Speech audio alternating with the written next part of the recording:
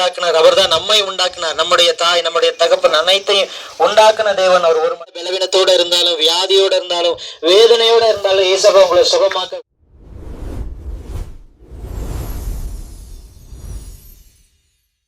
ஒவ்வொரு மக்களையும், அன்பு மக்களையும் நாங்கள் வாழ்த்துக்கிறோம். இயேசுவா உங்களுக்காக பிறந்தார். உங்களுக்காக இந்த உலகத்திலே அவர் மனித அவதாரமாக எடுத்து வந்தாரு. இந்த உலகத்துல எத்தனையோ கடவுள்கள் இருந்தாலும் இயேசு மட்டும்தான் மனுஷ உருவத்துல வந்து நமக்காக ஜீவனை கொடுத்தவர். இன்னைக்கும் இயேசுவா உயிரோட இருக்கிறார். இன்னைக்கும் உங்களை நேசிக்கிறார். இந்த இடத்துல இருக்கிற ஒவ்வொருவரையும் இயேசு நேசிக்கிறார். அவர் ஆதி காலத்துல இருந்து இன்றைக்கு வரைக்கும் அவர் மாறாத தேவன். இயேசப்பா சொன்னாரு, நான் நேற்றும் என்றும் என்றும் மாறாதவரா இருக்கிறேன்னு சொன்னாரு. அவர் எல்லாத்துக்கும் ஒரே மாதிரியான தேவன். நம்மளுக்கு அன்பை தருகிற தேவன், நமக்கு வியாதியில சுகத்தை தருகிற தேவன், பலவீனத்துல நம்மை விடுதலை செய்கிற தேவன். நம்முடைய பாவத்தையும் நம்முடைய சாபத்தையும் அக்கிரமங்களையும் அவர் சிலுவையில சுமந்தாங்க. நமக்காக அவர் பாடுபட்டாரு. நமக்காக அவர் ரட்சிப்பை தந்தாரு. இந்த உலகத்திலே நம்ம மனுஷன் வாழ்கிற அந்த நாட்கள் வந்து பொல்லாததா இருக்குது. நம்ம செய்யற பாவம், நம்ம செய்யற அக்கிரமம் எல்லாத்தையும் இயேசுவை பார்த்து அவரை மன்னிக்கிறவரா இருக்கிறாரு. குடும்பத்துல சமாதானம், குடும்பத்துல சந்தோஷம் எல்லாவற்றையும் இயேசுவை தர போதுமானவரா இருக்கிறாரு. நம்ம செய்யற பாவத்துல இருந்தா இயேசுவை விடுதலை தர போதுமானவரா இருக்கிறாரு. நம்ம தனிப்பட்ட வாழ்க்கையில செய்யக்கூடிய சில பாவங்கள் இயேசுவை மன்னிக்க விரும்புறாரு. நம்ம அந்தரங்கத்துல நமக்கு தனிப்பட்ட வாழ்க்கையில செய்கிற பாவங்கள் அனைத்தையும் இயேசுவை மன்னிப்பாரு. நம்ம செய்கிற தொழில்கள் ஆசீர்வதிக்கப்படும். நம்ம நிலைகளை இயேசுவை மாத்த விரும்புறாரு. அதனால இந்த கிராமத்துல இருக்கிற ஒவ்வொரு பிள்ளைகளையும் நாங்க மனதார நாங்க இயேசு உங்களை நேசிக்கிறான்னு சொல்ல வந்திருக்கிறோம். அன்பு மக்களே, இயேசு ஒருவர் இருக்கிறார். ஒரு தெய்வம் இருக்கிறாரு. அந்த தெய்வம் ஜீவன் உள்ளவரா இருக்கிறாரு. இந்த நம்ம பார்க்கிற இயற்கை சீற்றங்களை, நம்ம வாழ்கிற இடத்தையும் உண்டாக்கின தேவர் அவர் மட்டும்தான். அவர் மட்டும்தான் இந்த உலகத்தையும் வானாதி வானங்களை உண்டாக்கினார். அவர் தான் நம்மை உண்டாக்கினார். நம்முடைய தாய், நம்முடைய தகப்பன் அனைத்தையும் உண்டாக்கின தேவன் அவர் ஒரு மட்டும்தான். அவர் இந்த உலகத்துல நம்ம வச்சதுக்கு ஒரு நோக்கம் இருக்கு. இயேசுபாவை நம்ம பார்க்கணும், இயேசுபாவை நம்ம தெரிஞ்சுக்கொள்ளணும். இந்த உலகத்துல ஆயிரமான கடவுள்கள் இருந்தாலும் இயேசு மட்டும்தான் உண்மையான தேவனா இருக்கிறாரு. ஏன்னா இயேசுப்பா சொன்னாங்க, நான் தான் இந்த உலகத்தை என்ன செஞ்ச உண்டாக்கணும்னு சொன்னார். நம்ம சொல்லலாம், எந்த தெய்வங்களும் இந்த உலகத்தை உண்டாக்கலாம். இயேசுல வேதத்துல மட்டும்தான் இருக்குது. இயேசுபா தான் இந்த உலகத்தையும் சிருஷ்டித்தையும் உண்டாக்குனாரு. வேதத்துல இயேசுப்பா சொல்லியிருக்கிறாங்க, இந்த உலகத்தை படைச்சதை சொல்லப்பட்டிருக்குது, மனுஷனை உருவாக்குனதை சொல்லப்பட்டிருக்குது, இயற்கை சீற்றங்களை உண்டாக்குனதை சொல்லப்பட்டிருக்குது, கடலை உண்டாக்குனதை சொல்லப்பட்டிருக்கிறது, நீர்வான் மச்சங்களை உண்டாக்குனது, மீன்களை உண்டாக்குனதை சொல்லப்பட்டிருக்குது. இதை எல்லாம் உண்டாக்குன இயேசுப்பா தான் நம்மளே உண்டாக்குனார். அந்த இயேசுப்பா உண்டாக்குனதுனால அந்த மனுஷனை நம்ம செய்யக்கூடிய பாவங்கள், சாபங்கள், அக்கிரமங்கள் எல்லாத்தையும் இயேசுப்பா மன்னிச்சு நம்மளை பிள்ளைய ஏற்றுக்கொள்ள விரும்புறாரு. நம்ம செய்யக்கூடிய அத்தனை விதமான தவறுகளை இயேசுப்பா மன்னிப்பார். இந்த இடத்துல நம்ம இருக்கிறோம், நம்ம எப்படி இருக்கிறோம்னு இயேசுப்பாக தெரியும். நம்ம வாழ்றது இயேசுப்பாக வாழணும். அதனால இந்த இடத்துல எந்த பிரச்சனையோட இருந்தாலும், எந்த பாரத்தோட இருந்தாலும் இயேசுப்பா உங்களை சரி செய்ய விரும்புறாரு. நீங்க எந்த பலவீனத்தோட இருந்தாலும், வியாதியோட இருந்தாலும், வேதனையோட இருந்தாலும் இயேசுப்பா உங்களை சுகமாக்க, குணமாக்க விரும்புறாரு. அதனால இந்த அன்பு கிராமத்துல இருக்கக்கூடிய பிள்ளைகளுக்கு நாங்க சொல்றோம், இயேசு உங்களை நேசிக்கிறாருமா. எங்களை இயேசுப்பா நேசிச்சதுனால எங்களுடைய வாழ்க்கை இயேசுப்பா மாத்தினாரு.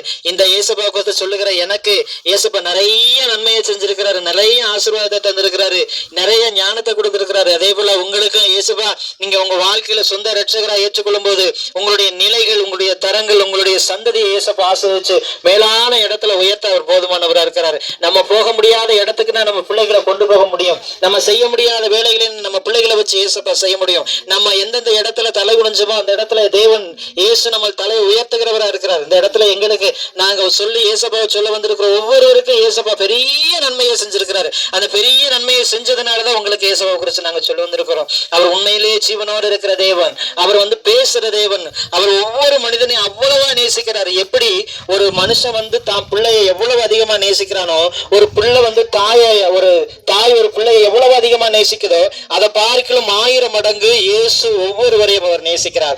இப்படி ஒரு குழந்தைய ஒரு தாய் அள்ளி அணைச்சுக்கிறோமோ அதே போல இயேசுப்பா நம்மள மார்போடு அணைக்கிற தேவனா இருக்கிறார். வேதத்துல அந்த பைபிள்ல ஒரு வசனம் இருக்குது, தாயானவள் தன்னுடைய பிள்ளைய கூட மறந்துடலாம், ஆனா இயேசு உங்களை மறக்க மாட்டாருன்னு சொல்லப்பட்டிருக்குது. அதனால இங்க இருக்கிற ஒவ்வொருவரையும் நான் சொல்லுவேன், இயேசுப்பா உங்களை அவ்வளவு அதிகமா நேசிக்கிறாரு. ஒன்னே ஒண்ணு செய்யணும், நீங்க மறைமுகமா எந்த ஒரு பாவத்தை மட்டும் நீங்க செய்யக்கூடாது. ஒருவேளை எந்த ஒரு பாவத்தை பாவத்துல ஒரு பேரை தண்ணி அடிக்கலாம், அல்லது பீட்டி சிகரெட் குடிக்கலாம், அல்லது வேற ஏதோ கெட்ட பழக்கங்கள் இருக்கலாம். அதையெல்லாம் நீங்க ஆண்டவர்கிட்ட சொல்லுங்க. இயேசு உங்களை மன்னிச்சாரு, மாத்த விரும்புறாரு. அது எத்தனை வருஷமா நீங்க அந்த பழக்கத்துல இருந்தாலும் சரி, அந்த அத்தனை பழக்கத்தை இயேசுவை மாத்த முடியும். ஏன்னா அந்த அந்த பழக்கத்தை நம்ம அதிகமா எடுக்கும்போது, பொது வஸ்துகளை எடுக்கும்போது நம்மளே அறியாம ஏதோ ஒரு பாரம், குடும்பத்துல பிரச்சனை, சமாதானம் இல்லாத நம்மளை மாற்றி விடும். அதனால இயேசுப்பா சொன்னாங்க, நான் வருத்தப்பட்டு பாரம் சுமக்கிற எல்லாரும் என்கிட்ட வாங்க, நான் உங்களுக்கு சமாதானத்தை தரேன்னு சொன்னாங்க. அதனால இந்த இடத்துல வசிக்கிற ஒவ்வொரு அன்பான பிள்ளைகளுக்கு நாங்க சொல்றேன், எந்த ஒரு பிரச்சனைகளையும் எந்த ஒரு நிந்தனைகளையும் பாடுகளையும் இயேசுப்பா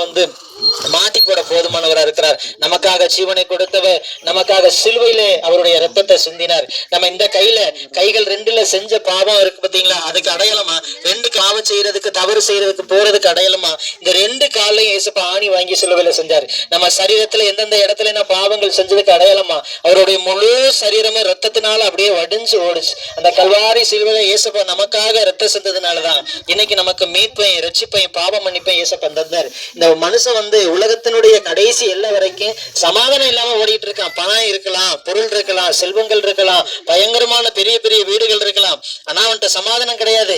ஆனா இயேசுப்பா சொன்னாரு, நான் உனக்கு சமாதானத்தை தர்றேன், அதை இலவசமா தர்றேன் அப்படின்னு சொன்னாரு. அதனால இந்த இடத்துல சமாதானம் எப்பப்ப குலைக்கப்படும் தெரியுமா மனுஷனுக்கு, எப்பப்ப நான் நிம்மதி இல்லாம போகும் தெரியுமா, அவன் முதலாவது அவன் பாவம் செய்யும் போதுதான் அவனுக்கு சமாதானமே இருக்காது, தப்பு செய்யும் போதுதான் சமாதானம் இருக்காது, தவறு செய்யும் போதுதான் சமாதானம் இருக்காரு. அதனால இயேசுப்பா அந்த நிலையான சமாதானத்தை நமக்காக வச்சிருக்கிறாரு, அந்த பாவ மன்னிப்பை நமக்காக வச்சிருக்கிறாரு. நம்ம செய்யக்கூடிய தவறுகள்ல இருந்து மீட்டெடுக்க இயேசுப்பா மனுஷ அவதாரம் எடுத்து பிறந்திருக்கிறாரு. எதுக்கு தெரியுமா இயேசுப்பா மனுஷனா பிறந்தாரு? நமக்கு எப்படி முள்ளு குத்துச்சுன்னா வலிக்குமோ, இயேசுப்பா என்ன முள்ளு குத்திருச்சுன்னா வலிக்குன்னு அவர் சொல்லும்போது அவருக்கு வலிக்கும். ஏன்னா அதனாலதான் அவர் மனுஷனா பிறந்தாரு. நமக்கு எவ்வளவு வேதனைப்பட்ட நமக்கு தெரியுமோ அது எல்லாம் இயேசுப்பாக்கு தெரியும். அதனாலதான் அவர் மனுஷனா பிறந்தாரு. அதனால இந்த இடத்துல இருக்கிற ஒவ்வொருவரையும் இயேசுப்பா நேசிக்கிறாரு. இயேசுப்பா பிடிச்சு கொள்ளுங்க, இயேசுப்பா அறிஞ்சு கொள்ளுங்க. இயேசுப்பா இந்த உலகத்துல இட்டு இன்னொரு உலகத்தையும் அவர் வச்சிருக்காரு. பரலோகம்னு ஒரு இடம் இருக்குது.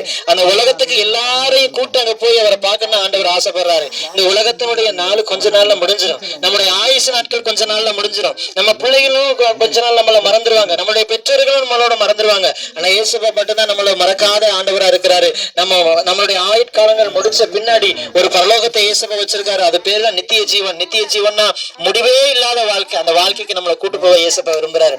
இந்த இடத்துல இருக்கிற ஒவ்வொருவரையும் நீங்க நல்ல இயேசுப்பா பிடிச்சுக்கிறங்க. எந்த பிரச்சனைனாலும் எந்த பாரம்னாலும் இயேசுப்பாட்ட போய் சொல்லுங்க, நீங்க ஜெபம் பண்ணுங்க. இயேசுப்பா உங்களுக்கு விடுதலை தருவாரு, சமாதானத்தை தருவாரு. உங்கள் கையின் பிரயாசங்கள் ஆசீர்வதிக்கப்படும். உங்களுடைய பிள்ளைகளை தேவன் உயரமான இடங்களை கொண்டு போய் அவர் ஆசீர்வதிக்க விரும்புறாரு. பாத்தீங்கன்னா இயேசுப்பாவை எங்க வாழ்க்கையில சொந்த ரட்சகரா ஏற்றுக்கொண்டதுனாலதான் இயேசுப்பா எங்களை பெரிய மேன்மையா வச்சிருக்கிறாரு. நான் இந்த கையினால உங்களுக்கு சொல்றதுன்னா, நான் இந்த கையில பிச்சை எடுத்திருக்கேன். ஆனா பிச்சை எடுத்த என்னைய ஆண்டவர் வெளிநாடுகளுக்கு நான் போய் கூட்டு போறாரு.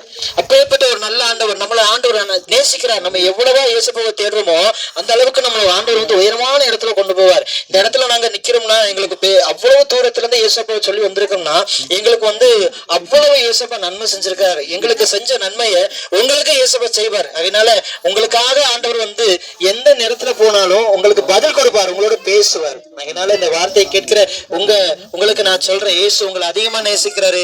இயேசு உங்களை அதிகமா தேட விரும்புறாரு. நீங்க எந்த பிரச்சனைனாலும் எந்த கவலைனாலும் அவரோட வச்சிருங்க. இயேசுப்பா உங்களை அதிகமா நேசிக்கிறாரு. நான் உங்களுக்காக ஜெபம் பண்ண விரும்புறேன். நீங்க ஜெபம் பண்ண விருப்பப்பட்டா வாங்க, உங்களுக்காக நாங்க ஜெபிக்க ஆசைப்படுறோம். இந்த கிராமத்துக்காக நாங்க ஒரு மனதா நாங்க ஜெபிக்கிறோம். அன்பு இயேசுப்பா, ஆண்டவரே இந்த கிராமத்துல இருக்கிற ஒவ்வொரு பிள்ளைகளையும் ஆசீர்வதிங்க. ஆண்டவரே இந்த கிராமத்துல இருக்கிற எல்லாரையும் ஆண்டவரே இயேசுவை கண்டுகொள்ளணும். ஆண்டவரே எந்த பிரச்சனையோட போராட்டத்தோட இருந்தாலும் பிள்ளைகளை விடுதலை செய்யுங்கப்பா. ஆண்டவரே பாவம் சாப கட்டுகள் எல்லாத்தையும் உடைத்திறீங்க. இந்த இடத்துல எந்த ஒரு இருளின் வல்லமை இல்லாதபடிக்கு கர்த்தாவே பிள்ளைகள் சமாதானத்தோட இருக்க கிருபை செய்யுங்கப்பா. இந்த இடத்துல இருக்கிற சின்ன பிள்ளைங்களுக்காக ஜெபிக்கிறேன். அந்த பிள்ளைகளை தேவன் ஆண்டவரே ஆசீர்வதிங்க. அந்த சந்ததி முழுவதுமாய் ஆண்டவரே ரட்சிப்புகளை கொண்டு வர உதவி செய்யுங்கப்பா. ஒரு சந்ததி அவரை சேவிக்கணும்னு சொன்னீங்களே, இந்த சந்ததி முழுவதுமாய் இயேசுவை சேவிக்க தேவன் உதவி செய்யுங்க. இந்த கிராமம் ஆசீர்வதிக்கப்படட்டும். கிருபைக்குள்ள ஒப்பு கொடுக்கிறப்பா. ஆண்டவரே பக்கத்துல இருந்து வார்த்தை கேட்டாலும் சரி, தூரமாய் வீட்டுல இருந்து வார்த்தை கேட்டாலும் சரி, அவங்களையும் ஆசீர்வதிங்க. உங்க நல்ல கரத்துல ஆண்டவரே இந்த ஜனங்களை ஒப்பு கொடுக்கிறோம். ஆளுகை செய்யுங்க. இயேசுவின் நாமத்தில் ஜெபிக்கிறோம் பிதாவே, ஆமென். இந்த வார்த்தை கேட்ட உங்களையும் இயேசுவை ஆசீர்வதிப்பார். God bless you. God bless you. God bless you.